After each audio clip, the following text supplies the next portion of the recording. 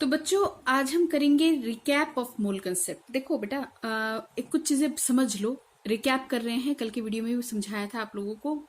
अगर हम बोल रहे हैं मोल ऑफ एटम, ठीक है, जब हम बोल रहे हैं मोल ऑफ एटम तो इसका मतलब ये कि 1 mole of atom of an element has a mass equal to the gram atomic mass of the element. क्या मतलब है इसका? मतलब ये कि जब हम बोल रहे हैं 1 मोल ऑफ एटम तो उसका मतलब होगा ग्राम एटॉमिक मास, है ना भाई। जो भी तुमने एटम लिया है उसका ग्राम एटॉमिक मास, ठीक है। जैसे 1 मोल ऑफ ऑक्सीजन एटम का मतलब 16 ग्राम, ठीक है ना। जिसको तुम AMU बोलते हो उसको तुम क्या बोल सकते हो? ग्राम बोल सकते हो अगर एटम है तो, ठीक है। एक चीज और ध्यान देना इस पे, अगर मैंने यहाँ पे सिर्फ सिंगल O लिखा है ना तो यानी वो 1 मोल ऑफ ऑक्सीजन एटम होगा।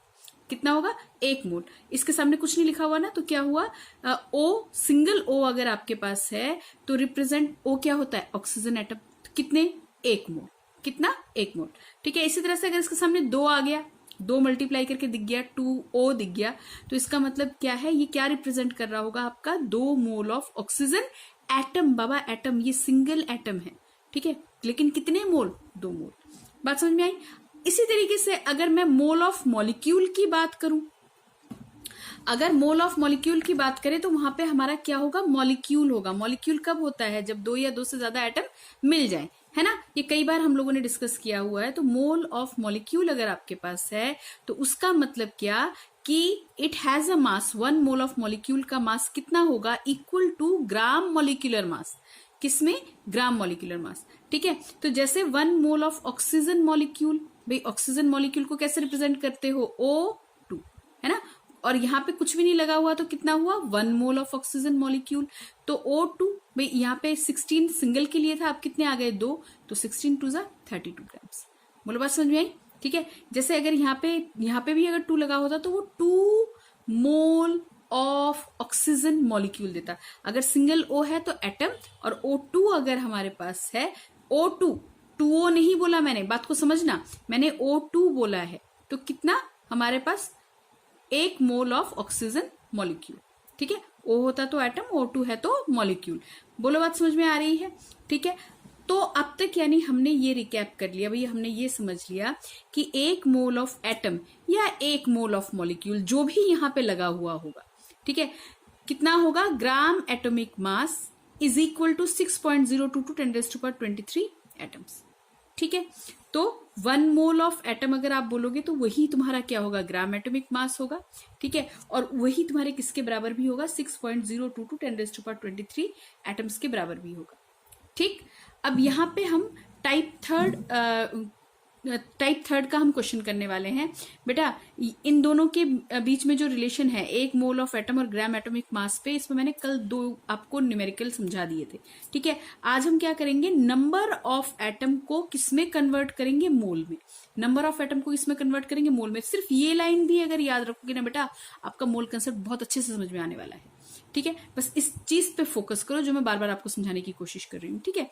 हर एक क्वेश्चन निकलेगा, मजे से निकलेगा, ठीक है। आओ अब क्वेश्चन निकालते हैं। How many moles are this much atom of He यानी हीलियम। दांत दिखाने की जरूरत नहीं है okay. How many moles are this much atom of helium.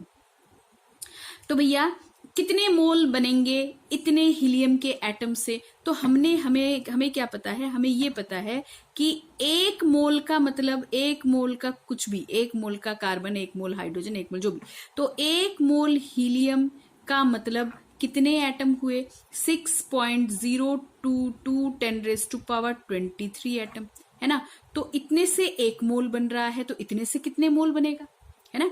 1 मोल में इतने एटम चाहिए हीलियम के, है ना। तो इतने एटम से कितना मोल बनेगा?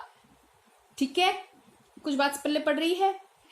देखो क्या लिखेंगे हम लिखेंगे 6.022 10⁻23 atom is equal to 1 mole of helium, ठीक है। 1 मोल ऑफ हीलियम।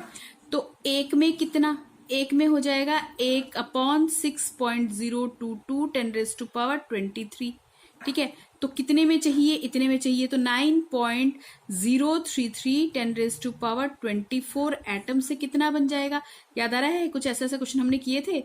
1.6022 इंटू 10⁻23 रह गया नीचे, और ये क्वांटिटी किस में आज चली जाएगी?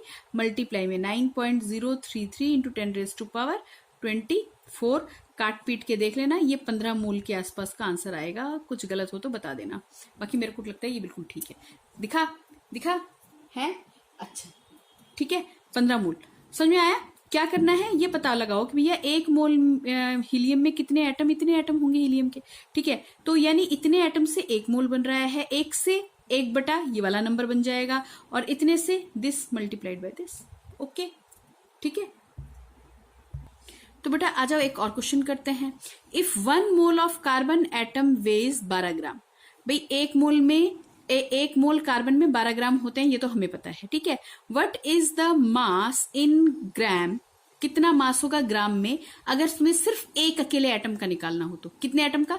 एक अकेले एटम का। तो सबसे पहले आ जाओ, सोल्यूशन में हम करते हैं कि भैया हमें एक अकेले एटम में क्या निकालना है? ग्राम। तो किस तरफ रखेंगे इस चीज को? हम क्या बोलेंगे? हम यहाँ पे सीधा सीधा बोलेंगे भैया 12 ग्राम का मतलब हमारे पास कितना हो जाएगा? ओके आप स्टार्ट करो। देखो बात को समझना, यहाँ पे है 6.022 10⁻23 एटम से बन रहा है क्या? ये ना आज स्क्रीन थोड़ा हिल रहा है बेटा, तो आप थोड़ा मैनेज करो। मैं बहुत धीरे धीरे लिखने की कोशिश कर रही हूँ। ठीक है, इतने एटम ऑफ कार्बन, ये भी लिख लेना, इतने एटम ऑफ कार्बन से 12 ग्राम बनता है, यानी कि 12 AMU। ठीक है, तो एक से कितना बनेगा? 12/6.022 10⁻23। यही तो हुआ है ना भाई। इतने एटम में बनता है 12 ग्राम, तो एक एटम कितने ग्राम का होगा? तो एक एटम कितने ग्राम का होगा भैया? एक एटम 12 डिवाइडेड बाय दिस ग्राम। कुछ पल्ले पड़ा है ना? ठीक है, ओके, समझ में आ रहा है बेटा? अब मैथ्स है इसके अंदर, मैथ्स तो सॉल्व कर लेंगे। 10 की पावर ये 23 अगर ऊपर चला जाए -23 हो जाएगा। ठीक है, और 0.99 इंटू 10 की पावर हमारे पास वैल्यू हो जानी चाहिए। मैं एक बार सॉल्व करके देखती हूँ, लगभग यही है ना, तो ये आ जाएगा, ऊपर चला जाएगा -23 ग्राम। करके देख लेना, अगर किसी आंसर में कोई डाउट लगता हो तो मुझसे पूछ लेना। तरीका समझ में आया? तरीका समझ में आया बच्चों? If 1 mole of carbon atom weighs 12 gram, तो अगर 1 मोल में 12 ग्राम है तो भैया ये 1 मोल की ही तो बात चल रही है। तुम अगर यहाँ पे 1 मोल भी लगाओगे ना तो बात वही है। 1 मोल यानी इतने एटम यानी कि वो उसका ग्राम एटॉमिक मास है ना? तो 1 का निकालेंगे तो 1 में कितना आएगा? यहाँ पे जो नंबर है उससे ये क्या हो जाएगा? डिवीजन में आ जाएगा। अब बस इसका सॉल्व करने वाला पार्ट रह गया। आप एक बार आंसर चेक कर लीजिएगा, मेरे हिसाब से ये आंसर होना चाहिए। ठीक है बेटा, कर लेंगे, करके रखिएगा। और अगर यहाँ पे जैसे आपने एटम का किया ना, बिल्कुल सेम वैसा ही आपका मॉलिक्यूल्स पे भी बात बनेगी। अगर फिर भी डाउट है तो कमेंट बॉक्स में कमेंट कीजिएगा, मैं दोबारा से समझा दूंगी।